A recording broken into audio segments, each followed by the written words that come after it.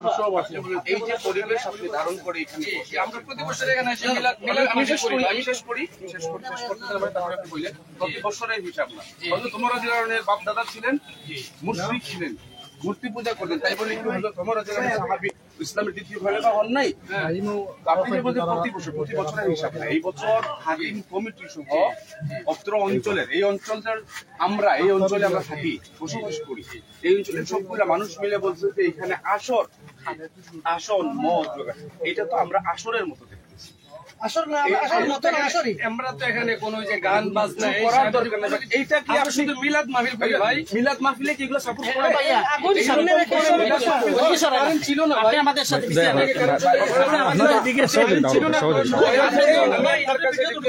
আমি চাই না আমার লেবাস আমি 10 মিনিট আইছি আমি চাই না এই লেবাসটার যাতে বেইজ্জতি। এই জন্য আপনি দয়া করে আমরা বুঝাচ্ছি প্রথমে আপনাদেরকে, মেহমান আপনারা আমাদের মেহমান, আপনাদের সম্মান রক্ষা করা আমাদের দায়িত্ব। এই জন্য আমরা বুঝাচ্ছি, কোনো উচ্চবাচ্য করছি। দয়া করে আমি জোরহাত করে বলছি এগুলো আপনি পরিবর্তন করেন, দয়া করে মেহেরবানি করে।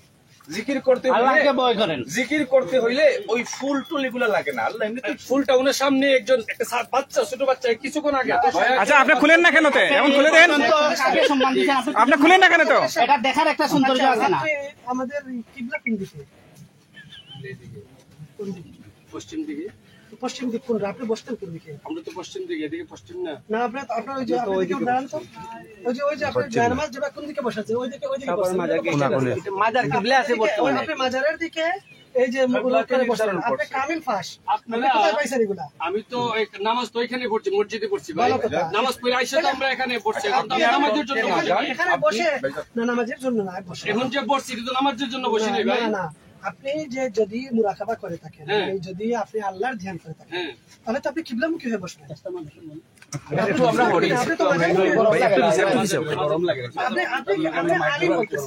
আমরা অন্য জায়গায় আমরা অন্য যারা ভাই আছে যাদের ইলম নাই তাদেরকে আমরা বলছি যে ভাই আমাদের মহিলারা যেন এখানে না থাকে, আর যেন মদ গাজার জন্য এখানে না হয়। কিন্তু আপনি বলতেছেন আপনি কামিল ভাষা আলেম, এই জন্য আপনার সাথে এই কথাগুলো আমরা বলতে বাধ্য হইলাম। আর এখন আপনি ফুলগুলা করতেছেন না, অথচ আসছেন সাফরানের জন্য। সাফরানের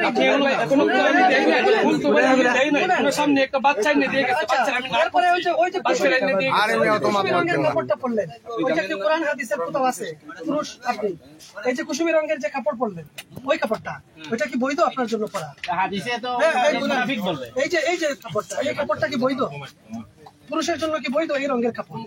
ওই যে ডিমের কালার, এটা তো হলুদ কাপড়, এই কুসুমি রং না? তো ওইটা পুরুষের জন্য বৈধ না? তো আমি পুরুষের জন্য বৈধ নাকি? আপনি কামিল ফাঁস, আপনি হাদিস পড়ছেন, পুরুষের জন্য কুসুমি রঙের কাপড় পরা বৈধ কিনা আপনি বলেন? পুরুষের জন্য কুসুমি রঙের কাপড় পরা বৈধ কিনা? ওইটা তো মহিলাদের কাপড়, পুরুষের জন্য এটা বৈধ কিনা আপনার রান্না খানেতে ভাই আপনি জানেন কিনা? না শুনেন, এখানে আপনি যে বলতেছেন এটা নিষেধ, নিষেধের ব্যাপারে আমরা বলতে পারি যে আপনি এটা পড়ছেন কেন? আমি জিজ্ঞেসি পড়ছেন কেন?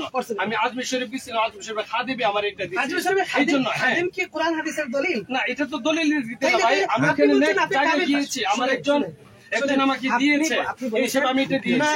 না আপনাকে যদি কেউ শুকরের গোশত দেয় আপনি খেয়ে ফেলবেন? না, আজমির শরীফের খাদেম যদি আপনাকে শুকরের গোশত দেয় তাহলে আপনি কি এটা ব্যবহার করবেন? একজন আলিম হয়ে করবেন না? তাহলে আপনি একজন আলিম, ওই কাপড়টাও পরেন, নামাইলেন, কাপড়টাও নামান, এটা খুলিলেন, আপনি তো কাবিল ভাষা আলিম। আর আল্লাহ নবী নিষেধ করেছেন পুরুষের জন্য কুসুমি রঙের কাপড় পরা নিষেধ। আপনি আল্লাহ নবীর কথা মানবেন না, আজমির শরীফের ওই ব্যক্তির কথা মানবেন যে আপনাকে রুমাল দিছে? কার কথা মানবেন? আমরা এতটি আমরা আসন আমরা ঘুরে এসেছি, সবাইকে আমরা তারা কিছু জানে না, আমরা এদেরকে শুধু অনুরোধ করছি যে আপনার মহিলারা থাকবেন না আর অবৈধ কোনো কাজে যাতে জড়িত না হবে। কিন্তু উনি বলতেছেন আপনি কামিল ভাষা আলেম, এই জন্য আপনার সাথে কথা বললাম। প্রথমে আপনার সাথে আমরা কথা বলতাম, উনি যেটা সবাই শুনতেছে মানতেছে, কিন্তু উনি মানতেছে না। উনি বুঝদার মানুষ, সমুজদার মানুষ। আপনি মেহরবানি করে একজন আলিম হিসেবে আপনি আল্লাহ নবীর হাদিসকে সম্মান করেন, আর ওই কাপড়টা আপনি খুলে ফেলেন, খুলে ফেলেন। আমি যারা লাইভ আল্লাহকে কবুল করো, হেদায়েত দান করুন, আমিন। ভাইয়ের নাম কি? ইজ্জত রক্ষা করেন। ভাইয়ের নাম কি?